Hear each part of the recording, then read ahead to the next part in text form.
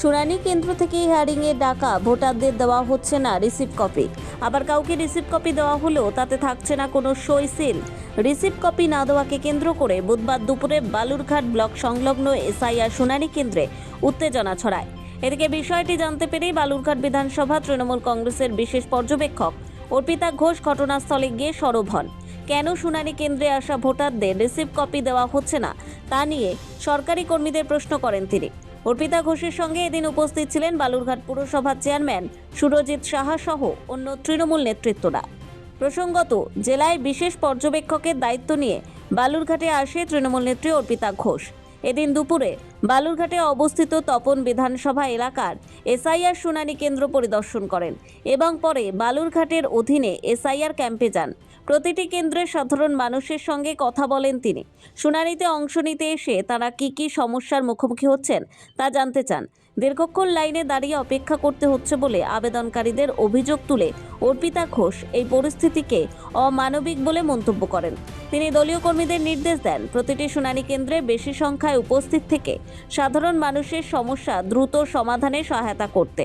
এদিকে অর্পিতা ঘোষ জেলায় আসুক আর যাই করুক কোনো লাভ হবে না। বালুরঘাট আসনের পাশাপাশি জেলার সবকটি আসন বিজেপি পাবে। দেখুন, অর্পিতা ঘোষ হারা একজন এমপি, বিপ্লব মিত্র হারা একজন এমপি। যখন তৃণমূলের একুল উকুল সবকুল গেছে তখন ওনাকে নিয়ে আসে। আর বালুরঘাট কেন, জেলাতে যতই ঘোরানোর চেষ্টা হোক, বিশেষ করে আদিবাসী সম্প্রদায় সহ বিভিন্ন মানুষ ওনার ওপর প্রচণ্ড ক্ষিপ্ত। ওনার সময় দণ্ডিকাণ্ড বালুরঘাটে করেছে। বালুরঘাটের মানুষ ওনাকে গ্রহণ করতে চাইছে না, ওনাকে সহ্য করতে পারে না। তো এখানে এটা নাটক করার তার কোনো মানে হয় না। তিনি এখানকার তো কেউ নন। তো এখানে এসে দক্ষিণ দিনাজপুরের মানুষের ওপর এইভাবে নির্মম অত্যাচার বিভিন্নভাবে তিনি মানুষকে প্রভাবিত করার চেষ্টা করে, এটা মানুষ ভালোভাবে নেয়নি, নিবে না। আর এইরকম নেতৃত্বে এই জেলায় কিছু হওয়ার নয়। তৃণমূল প্রায় শেষের পথে। তৃণমূল আগামী দিনে সমাপ্ত হবে দক্ষিণ দিনাজপুর। তো কি অভাব অভিযোগ বা অসুবিধে নজরে এলো, আর কি ব্যবস্থা তার জন্য নেবেন বা কিছু প্ল্যানিং? দেখুন, আমি যেটা দেখলাম, আমি এখানে যেখানে তপন ব্লকেরটা হচ্ছে ওখানে গিয়েছিলাম। প্রথমত হচ্ছে বহুক্ষণ বসে থাকতে হচ্ছে, মানে 11টায় এসেছে, 1টা বাজে, তার এখন অবধি কল হয়নি। এই ছোট ছোট বাচ্চাদের নিয়ে আসতে হচ্ছে বাড়ি থেকে। খুব স্বাভাবিক, একজন ভদ্রমহিলা বললেন যে ওনার বড় নাতনি অসুস্থ, জ্বর, তাকে নিয়ে আসতে হচ্ছে।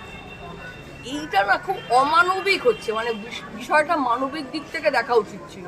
এবং out of nothing, just because একটা নামের বানান ভুল, ছোট একটা অমুক, এবারে বিষয়টাকে এমনভাবে একটা ত্রাসের মতো ছড়ানো হচ্ছে যেন এটা না করলে একটা ভয়ঙ্কর কিছু ঘটে যাবে পৃথিবীতে।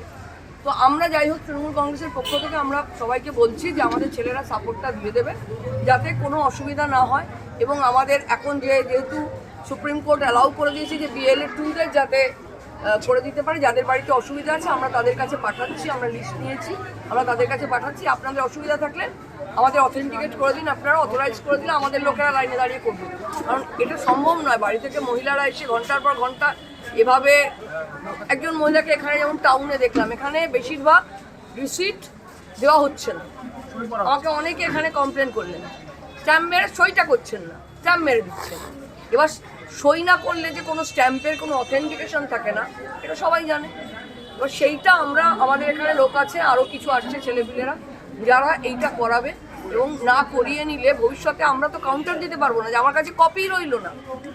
অতএব কপি যেন থাকে সবার কাছে। এবং আমরা আজকে ডিএম সাহেবের সঙ্গে দেখা করেছিলাম, তাকে আমরা এই প্রবলেমগুলো বলেছি, তিনি ডিইও বলে। এবং অ্যাডমিট কার্ড নেওয়া হচ্ছিল না আগে পর্যন্ত, এখন সুপ্রিম কোর্টের অর্ডারের পরে অ্যাডমিট কার্ড রিসিভড হয়েছে, রিসিভ করা হচ্ছে। আজকে আমরা এসে দেখে গেলাম সেটা। এবং আমরা ডে টু ডে এই ভিজিটগুলো চালু রাখবো এবং সুবিধা অসুবিধাতে আমরা আমাদের লোকেরা তৃণমূল কংগ্রেস একদম মানুষের পাশে দাঁড়িয়ে কাজটা যা হেল্প করবার আমরা করে দেবো। কিন্তু নিয়ম তো আমরা কিছু করতে পারবো না। এই রুলে যে গন্ডগোল, প্রসিজিওরাল গন্ডগোল, এটা আমাদের হাতে নেই। আমরা স্টিল ট্রাই করছি, লড়াই করছি। Thank you. বালুরঘাট থেকে মন্টি সিংহ রিপোর্ট, কুলিক নিউজ।